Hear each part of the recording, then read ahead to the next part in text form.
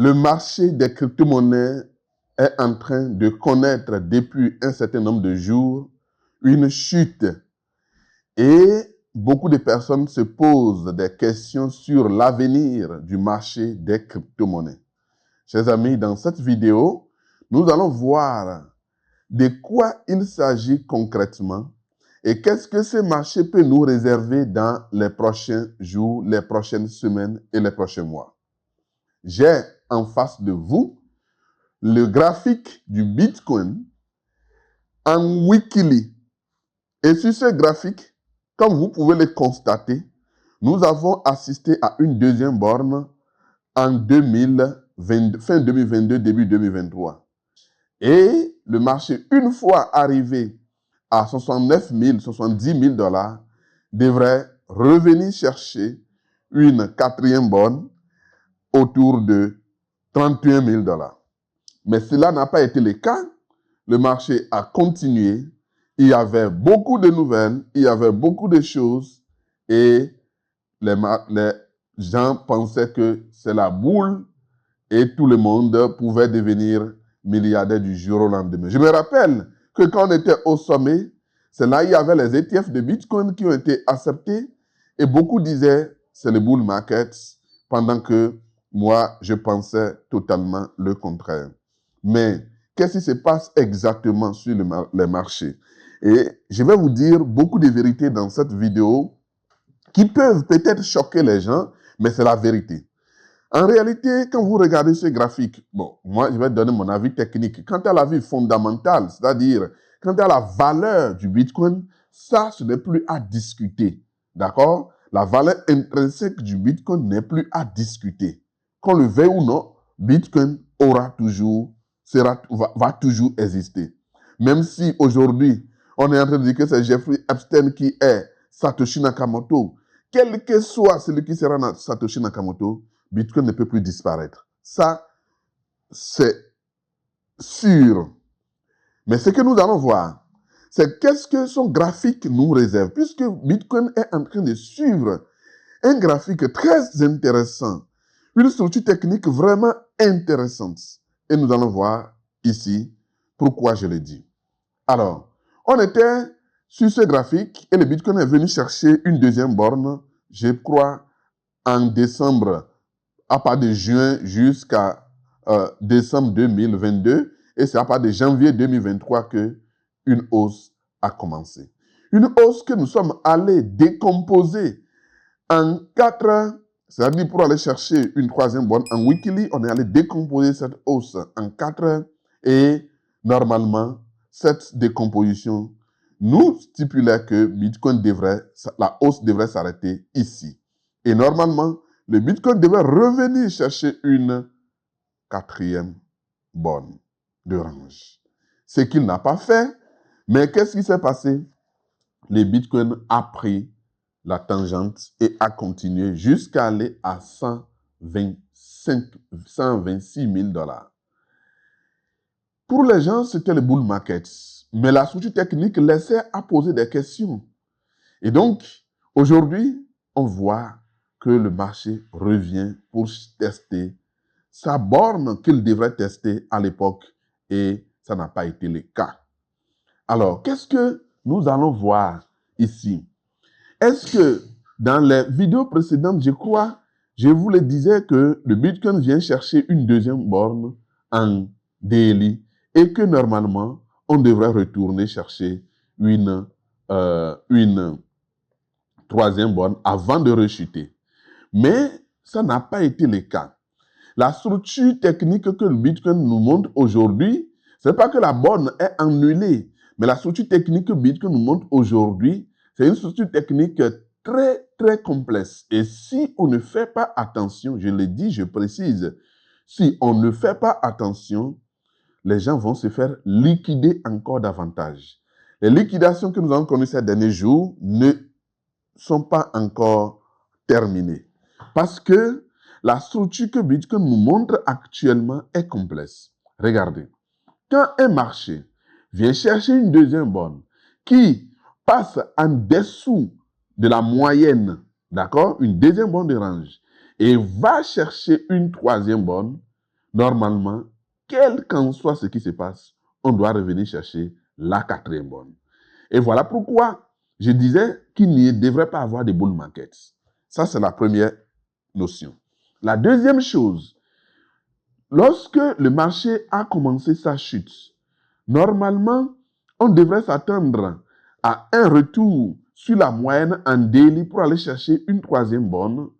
Regardez, arrivé ici, cette hausse qui a repris devrait peut-être continuer un peu. Mais je disais à l'époque que, attention, cette chute, quand on la décompose, elle n'était pas suffisante. Et il restait une dernière vague impulsive en une heure. C'est chose faite aujourd'hui et le Bitcoin est venu à faire sa dernière vague impulsive en une heure. La question, c'est est-ce que maintenant, nous irons chercher une troisième borne en daily avant de retomber? Alors, moi, je vais être franc et répondre franchement à cette question. C'est-à-dire, je reprends la question. Est-ce que Bitcoin, aujourd'hui, va retourner chercher une autre borne de range en daily avant de reprendre sa chute? C'est-à-dire que si je dois schématiser ce que je suis en train de dire, c'est que le Bitcoin va remonter, aller chercher une autre borne et revenir. Chers amis, si cette situation devrait se produire, on devrait peut-être assister à une hausse depuis que nous avons testé la zone de retracement de 50% autour de... C'est-à-dire que la dernière vague impulsive, elle devrait avoir lieu, mais ne devrait pas aller aussi loin. Pourquoi je dis que la dernière vague impulsive est allée loin? Elle est allée loin parce que, n'oubliez pas que notre time frame principal, je le dis et je le répète, notre time frame principal est le weekly.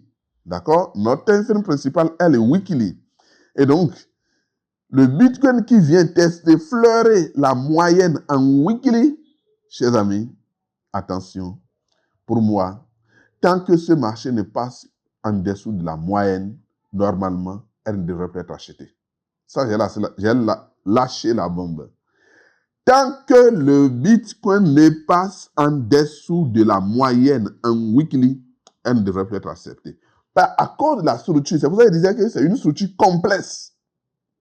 Vous allez me dire, mais pourquoi il raconte des choses comme ça? Oui, c'est peut-être votre avis, mais je vous dis et je répète, tant que Bitcoin ne passe en dessous de la moyenne en weekly, elle ne devrait plus être achetée. Mais, quand il dit passer en dessous de la moyenne, cela ne veut pas dire qu'on va le faire tout de suite. On peut toucher la moyenne, remonter et revenir. Mais dans tous les cas, le Bitcoin doit repasser obligatoirement en dessous de la moyenne en weekly avant de tenter n'importe quel achat de trading. Si c'est des achats pour le long terme, comme je le disais au début de la vidéo, le Bitcoin a une valeur sûre. Donc, il n'y a pas de souci que j'achète le Bitcoin à 58 000, à 70 000 et qu'il vienne à 30 000 avant de retourner à 500 000 $. Ben, où est le problème? Le problème ne se pose pas si c'est un achat en spot. Attention, ceci n'est pas un conseil en investissement. Je répète, tout ce que nous disons dans cette vidéo ne constitue en aucun cas un conseil en investissement.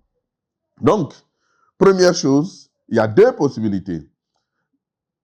Nous devons avoir soit un marché qui continue sa chute tranquillement, passe en dessous de la moyenne, d'accord, et maintenant neutralise, puisque, qu'on le veuille ou non, on a soulevé la moyenne, donc il faut qu'on neutralise cette hausse qui a été effectuée. On neutralise la hausse, on retourne chercher une troisième borne et on retombe maintenant une fois de bon, dans la même zone pratiquement. On est d'accord? Ça, c'est la première possibilité. La deuxième possibilité, c'est que le Bitcoin, une fois arrivé ici, eh bien, va continuer sa chute tranquillement. Il va continuer la chute jusqu'à venir ici.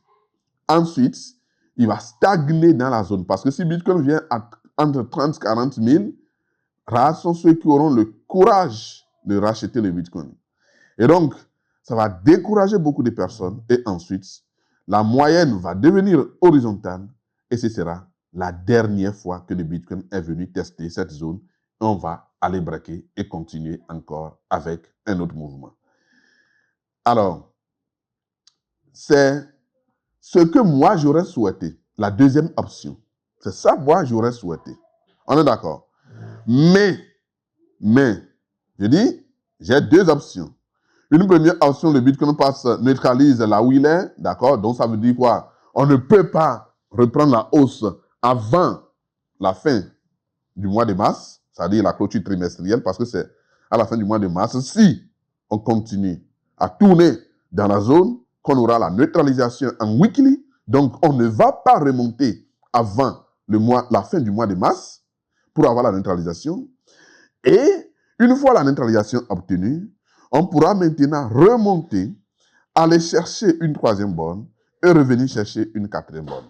On est d'accord? C'est la première possibilité. Et je pense que c'est ça qui se dessine le plus.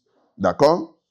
Mais on peut décider de continuer cette chute, venir complètement neutraliser tout ce que nous avons fait comme hausse. Et qu'est-ce qui va se passer? Stagner dans la zone et avoir une moyenne plate avant de reprendre la hausse. Mais ça là est peu probable. D'accord? Peu probable.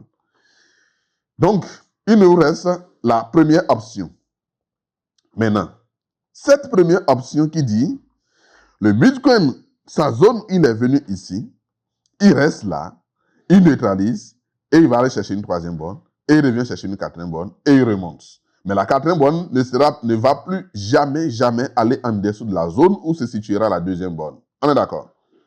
C'est ce que j'aurais souhaité. Excusez-moi, c'est ce que je vais souhaiter. Moi, c'est ce que je souhaite pour le marché. Que la zone où on est venu, qu'on neutralise là tranquillement et qu'on va chercher une troisième borne. En weekly, bien sûr, on revient chercher une quatrième borne. Une troisième borne qui va être pratiquement la même zone que la troisième borne en daily pour ceux qui le trade en daily. Mais je préfère que ce marché soit tradé désormais en weekly. Alors, donc c'est ce que moi je souhaite et je pense que c'est ça qui se dessine aux yeux de tous les professionnels dans ce marché. Et comme les particuliers sont impatients, qu'est-ce qui va se passer? Ils vont se lancer parce que retrouver un Bitcoin à 70 000, à 58 000, à 60 000, ben, c'est l'opportunité du siècle. D'accord, je ne refuse pas. Mais qu'est-ce qu'ils vont faire? Ils vont acheter et on n'aura pas la neutralisation, c'est-à-dire que le marché ne va pas rester dans la zone où il est actuellement jusqu'à la fin du mois de mars. Et qu'est-ce qui va se passer? Le marché reprend la hausse. Attention. Le marché reprend sa hausse là où il est maintenant. Et là, le marché est reparti en haut avant la fin du mois, avant la clôture du mois de mars. Attention. Si avant la fin du mois de mars, le marché remonte, on est d'accord? Si avant la fin du mois de mars, le marché remonte, de sorte que il n'y a pas de neutralisation à la fin du mois de mars, les amis, moi je me barre de ce marché. Je vais me barrer parce que je vais vendre tout ce que j'ai comme pièce dans ce marché et rester hors du marché. Pourquoi? Parce que si c'est le cas, c'est-à-dire qu'on a constitué ce que nous appelons dans notre jargon la troisième bonne précoce, c'est-à-dire le marché vient chercher une bonne de range, une deuxième bonne de range, ne neutralise pas, mais remonte. Ça sent mauvais. Si ça se passe comme ça sent mauvais. Et donc, qu'est-ce qui va se passer? Eh bien, on va rester là, aller chercher une troisième borne précoce, sans neutralisation de la deuxième borne. On revient. Si on revient, c'est le jour où ce marché touche la bande de Bollinger inférieure que moi, je vais le racheter. Donc, cette troisième option, attention. Si ça se produisait, c'est sur la bande de Bollinger inférieure qu'il faut racheter le marché. Donc, en résumé, nous avons trois options. D'accord? Nous avons trois options. Et je vais vous décrire encore, je vais résumer les 3 options avant maintenant de donner mon point de vue final. Regardez. La première option, c'est que la chute continue, vient chercher la zone de 30-40 000 et stagne dans la zone. La moyenne devient horizontale et on remonte une fois de bon et ne plus jamais revenir ici. Et c'est fini dans l'histoire du Bitcoin. Et on ne va plus jamais revenir là. Ça, c'est la première option. Mais cette option, elle est peu probable.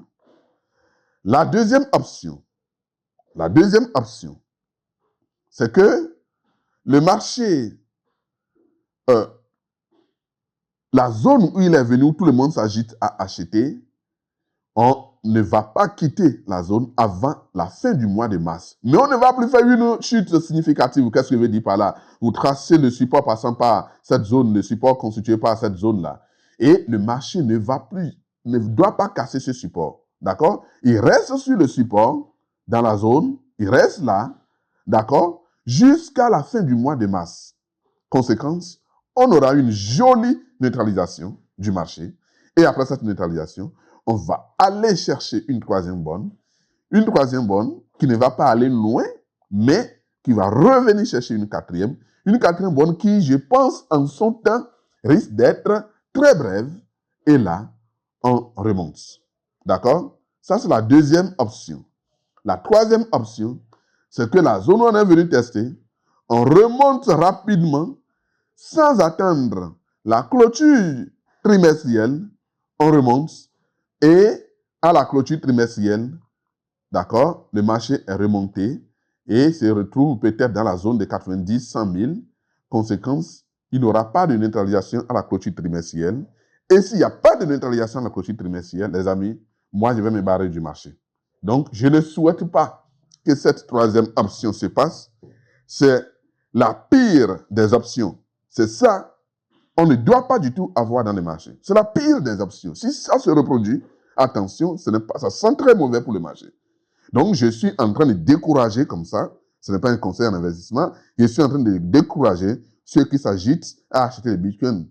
Parce que on doit rester dans la zone jusqu'à la fin du mois de mars pour avoir la clôture trimestrielle.